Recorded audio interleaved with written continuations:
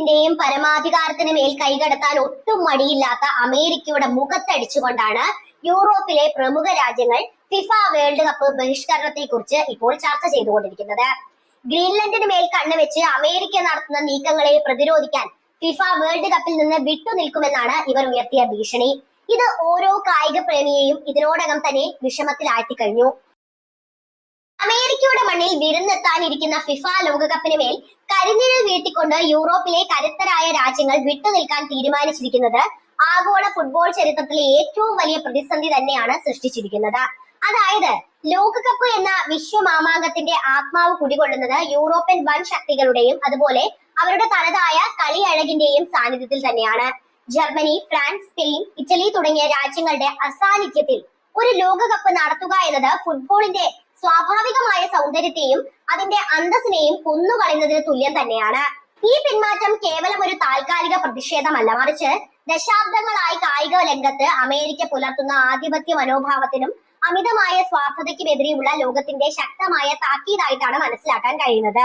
ലോകകപ്പിനെ സ്വന്തം രാഷ്ട്രീയ അജണ്ടകൾ നടപ്പിലാക്കാനും സാമ്പത്തിക ലാഭം കൊയ്യാനുമുള്ള ഒരു വേദിയായി മാത്രം കാണുന്ന അമേരിക്കയുടെ സ്വാർത്ഥ മോഹങ്ങൾക്ക് ലഭിച്ച കനത്ത പ്രഹരം തന്നെയാണ് ഇത് എന്ന് അടിവരയിട്ട് പറയേണ്ടിയിരിക്കുന്നു. അമേരിക്കയുടെ അഹന്തയും കായിക ലോകത്തെ തങ്ങളുടെ നിയന്ത്രണത്തിലാക്കാനുള്ള വ്യഗ്രതയുമാണ് ഈ വിപത്തിന്റെ പ്രധാന കാരണം. ഫുട്ബോൾ എന്ന വികാരത്തെ കേവലം ഡോളറുകൾ കൊയ്യാനുള്ള ഒരു കച്ചവടമായി മാത്രം കാണുന്ന അമേരിക്കൻ സമീപനം ഫുട്ബോളിന്റെ പവിത്രതയെ തന്നെ തകർത്തിരിക്കുകയാണിപ്പോൾ.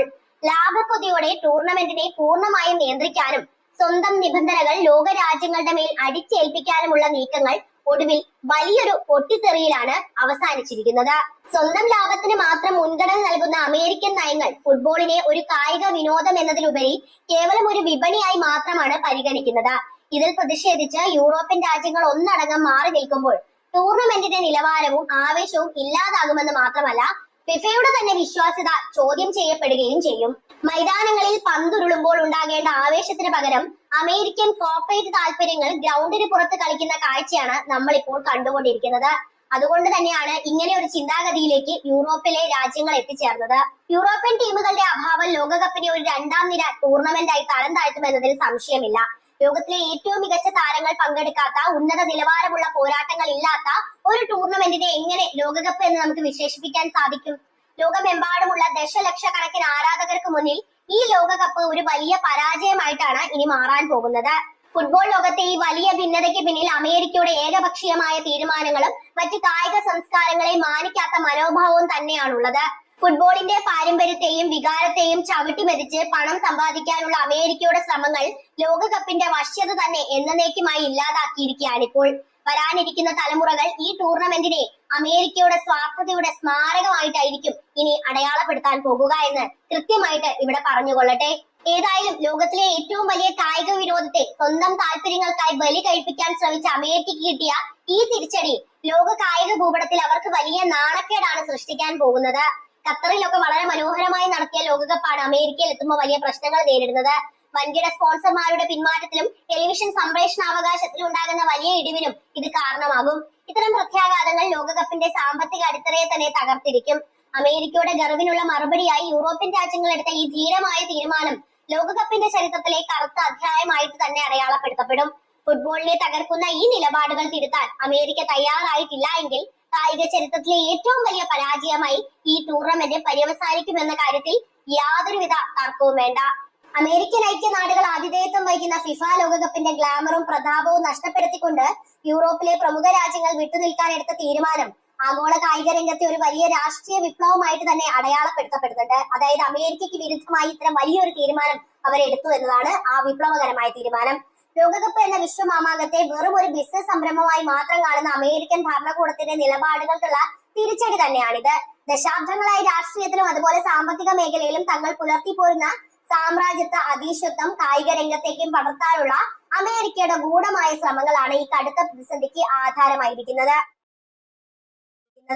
ലോകത്തിന്റെ മറ്റു ഭാഗങ്ങളിൽ പന്തുരുളുന്ന വികാരത്തെയും ആവേശത്തെയും മാനിക്കാതെ എല്ലാത്തിനെയും തങ്ങളുടെ നിയന്ത്രണത്തിലാക്കാനും സ്വന്തം നിയമങ്ങൾ മറ്റുള്ളവരുടെ മേൽ അടിച്ചേൽപ്പിക്കാനുമുള്ള വാഷിംഗ്ടണിന്റെ അമിതമായ ആത്മവിശ്വാസം ഇന്ന് വലിയൊരു തിരിച്ചടിയായി അവർക്ക് മുന്നിൽ നിൽക്കുകയാണ് ചെയ്യുന്നത്. അമേരിക്കയുടെ സ്വാർത്ഥതയും അതുപോലെ തന്നെ അമേരിക്കയുടെ അഹങ്കാരവും കായിക ലോകത്തെ എത്രത്തോളം ദോഷകരമായി ബാധിക്കുമെന്നതിന്റെ കൃത്യമായ ഉദാഹരണമായിട്ട് തന്നെ ഈ സംഭവം ഇതിനോടകം തന്നെ ചർച്ചയായി കഴിഞ്ഞു. സാമ്രാജ്യത്വ താല്പര്യങ്ങൾ സംരക്ഷിക്കാനുള്ള വ്യഗ്രതയും ഫുട്ബോളിന്റെ അടിസ്ഥാന മൂല്യങ്ങളെയും പാരമ്പര്യങ്ങളെയും അമേരിക്ക വിസ്മരിച്ചു പോയി എന്നത് പകൽ പോലെ വ്യക്തമാണ്. വൻകിട കോർപ്പറേറ്റുകളെ തൃപ്തിപ്പെടുത്താനും ടൂർണമെന്റിലൂടെ ലഭിക്കുന്ന ഭീമമായ ലാഭം സ്വന്തം കീശയിലാക്കാനും വേണ്ടി ഫിഫയുടെ ചട്ടക്കൂടുകളെ പോലും തങ്ങൾക്ക് അനുകൂലമായി വളച്ചൊടിക്കാൻ അവർ ശ്രമിച്ചു എന്നത് മറ്റൊരു സത്യം. ഈ കുത്തക മനോഭാവമാണ് യൂറോപ്പിലെ ഫുട്ബോൾ കരുത്തരായ ജർമ്മനിയെയും ഫ്രാൻസിനെയും അതുപോലെ ഇംഗ്ലണ്ടിനെയും ഇറ്റലിയെയും പോലുള്ള രാജ്യങ്ങളെ ഈ കടുത്ത തീരുമാനത്തിലേക്ക് നയിച്ചത്. നമുക്കറിയാവുന്നതാണ്, ലോകകപ്പിൽ ഇവരൊക്കെ കരുത്തിട്ട ടീമാണ്. ലോകോത്തര താരങ്ങൾ കളിക്കളത്തിൽ ഇല്ലാത്ത ഒരു ടൂർണമെന്റിനെ ലോകകപ്പ് എന്ന് വിളിക്കുന്നത് തന്നെ അപഹാസ്യമല്ലേ? ഫുട്ബോളിന്റെ ഈറ്റില്ലമായി അറിയപ്പെടുന്ന യൂറോപ്പിനെ പിണക്കിക്കൊണ്ട് തങ്ങളുടെ സാമ്പത്തിക ലക്ഷ്യങ്ങൾ കൈവരിക്കാമെന്ന അമേരിക്കയുടെ മോഹം വെറും വ്യാമോഹം മാത്രമാണെന്ന് തെളിഞ്ഞിരിക്കുകയാണ് ഇപ്പോൾ. കായിക രംഗത്തെ തങ്ങളുടെ അധീശത്വത്തിന്റെ അടയാളമായി ലോകകപ്പിനെ മാറ്റാനായിരുന്നു അവർ ആഗ്രഹിച്ചിരുന്നത്. എന്നാൽ അത് ഇപ്പോൾ അവരുടെ പതനത്തിന്റെ തുടക്കമായി മാറുകയാണ് എന്നത് കൃത്യമായിട്ട് ഇവിടെ വിലയിരുത്തേണ്ടിയിരിക്കുന്നു. എന്തായാലും അമേരിക്കയുടെ ഗർവിനും രാഷ്ട്രീയ കുതന്ത്രങ്ങൾക്കും മുന്നിൽ തലകുനിക്കാൻ തയ്യാറല്ല എന്ന ലോകരാജ്യങ്ങളുടെ പ്രഖ്യാപനം ഈ ടൂർണമെന്റിനെ അക്ഷരാർത്ഥത്തിൽ ഒരു നിഴൽ മത്സരമാക്കി മാറ്റിയിരിക്കുകയാണ്. സ്റ്റേഡിയങ്ങൾ ആധുനികമായിരിക്കാം, സാങ്കേതിക വിദ്യ അതിശയിപ്പിക്കുന്നതുമായിരിക്കാം, എന്നാൽ ഫുട്ബോൾ പ്രേമികൾ ആഗ്രഹിക്കുന്ന ആ ആത്മബന്ധവും ആവേശവും അവിടെ ഉണ്ടാകില്ല. പണം കൊണ്ട് എല്ലാം വാങ്ങാമെന്ന അമേരിക്കൻ ചിന്താഗതിക്കേറ്റ കനത്ത പ്രഹരമാണ് ഇതെന്ന് ആവർത്തിച്ച് പറയേണ്ടിയിരിക്കുന്നു.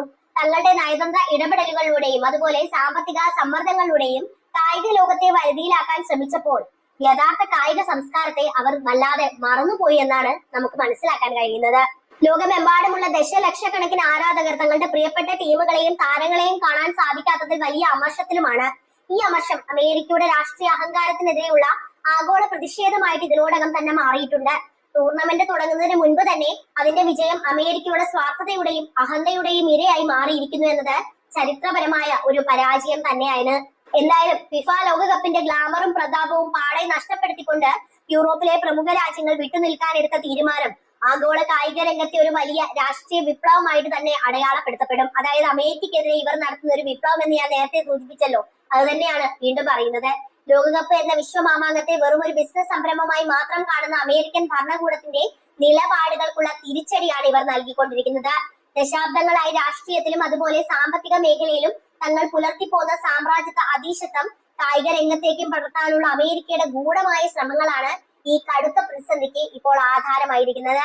മാത്രവുമല്ല, മറ്റ് പല രാജ്യങ്ങളുടെ മുകളിലേക്കും കടന്നു കയറി ഗ്രീൻലാൻഡും വെൽസ്വലയും മറ്റ് രാജ്യങ്ങളും ഒക്കെ വേണമെന്ന് പറയാൻ ഒരു മടിയും കാണിക്കാത്ത അമേരിക്കക്കെതിരെയുള്ള പ്രതിഷേധം കൂടിയാണ് ഫിഫ ലോകകപ്പിലൂടെ ഈ രാജ്യങ്ങൾ ഇപ്പോൾ മുന്നോട്ട് വെച്ചിരിക്കുന്നത്.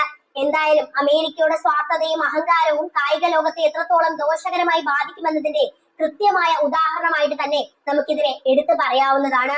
അമേരിക്ക മാത്രം നന്നാകണമെന്ന ചിന്തയിലെ അല്ലെങ്കിൽ സാമ്രാജ്യത്വ താല്പര്യങ്ങൾ സംരക്ഷിക്കാനുള്ള അവരുടെ വ്യഗ്രതയിൽ ഫുട്ബോളിന്റെ അടിസ്ഥാന മൂല്യങ്ങളെയും അതിന്റെ പാരമ്പര്യത്തെയും അമേരിക്ക വിസ്മരിച്ചു. അതായത് വൻകിട കോർപ്പറേറ്റുകളെ തൃപ്തിപ്പെടുത്താനും ടൂർണമെന്റിലൂടെ ലഭിക്കുന്ന ഭീമമായ ലാഭം സ്വന്തം കീശയിലാക്കാനും വേണ്ടി ഫിഫയുടെ ചട്ടക്കൂടുകളെ പോലും തങ്ങൾക്ക് അനുകൂലമായി വളച്ചൊടിക്കാൻ അവർ ശ്രമിച്ചു. ഈ കുത്തക മനോഭാവമാണ് യൂറോപ്പിലെ ഫുട്ബോൾ കരുത്തരായ ജർമ്മനിയെയും അതുപോലെ ഫ്രാൻസിനെയും അതുപോലെ ഇംഗ്ലണ്ടിനെയും ഇറ്റലിയെയും പോലുള്ള രാജ്യങ്ങളെ ഈ കടുത്ത തീരുമാനത്തിലേക്ക് നയിച്ചത് എന്ന കാര്യത്തിലും യാതൊരുവിധ തർക്കവും വേണ്ട. ഫുട്ബോളിന്റെ ഈറ്റില്ലമായി അറിയപ്പെടുന്ന യൂറോപ്പിനെ പിണക്കിക്കൊണ്ട് തങ്ങളുടെ സാമ്പത്തിക ലക്ഷ്യങ്ങൾ കൈവരിക്കാമെന്ന അമേരിക്കയുടെ മോഹം വെറും വ്യാമോഹം മാത്രമാണെന്ന് തെളിഞ്ഞിരിക്കുന്നു. കായിക രംഗത്തെ തങ്ങളുടെ അധീശത്വത്തിന്റെ അടയാളമായി ലോകകപ്പിനെ മാറ്റാനായിരുന്നു അവർ ആഗ്രഹിച്ചിരുന്നത്. എന്നാൽ അതിപ്പോൾ അവരുടെ പതനത്തിന്റെ തുടക്കമായിട്ട് മാറിയിരിക്കുന്നു എന്ന കാര്യത്തിൽ യാതൊരുവിധ സംശയവും വേണ്ട. എന്തായാലും അമേരിക്കയുടെ ഈ സാമ്രാജ്യത്വ താല്പര്യങ്ങൾ തന്നെയാണ് അമേരിക്കയെ ഇപ്പോൾ തിരിഞ്ഞു കുത്തിയിരിക്കുന്നത്. വളരെ മനോഹരമായി നടക്കേണ്ട, ലോകത്തെല്ലാവരും വളരെ ആരാധനയോടെ വളരെ അതിശയത്തോടെ കാത്തിരിക്കുന്ന ഫിഫ വേൾഡ് കപ്പിനെ ഇത്തരത്തിൽ നശിപ്പിക്കരുത് എന്നാണ് അമേരിക്കയോട് പറയാനുള്ളത്. അമേരിക്കയുടെ സാമ്രാജ്യത്വ താല്പര്യങ്ങൾ മാറ്റിവെച്ച് അതിനെ കായികപരമായും അതിന്റെ സംസ്കാരത്തെയും മാനിച്ചുകൊണ്ട് മുന്നോട്ട് നിൽക്കണമെന്ന് തന്നെ ആവശ്യപ്പെടട്ടെ. മറ്റു രാജ്യങ്ങളും കൂടെ നിന്ന് വലിയൊരു വിജയമാകണമെന്നാണ് നമുക്ക് പറയാനുള്ളത്.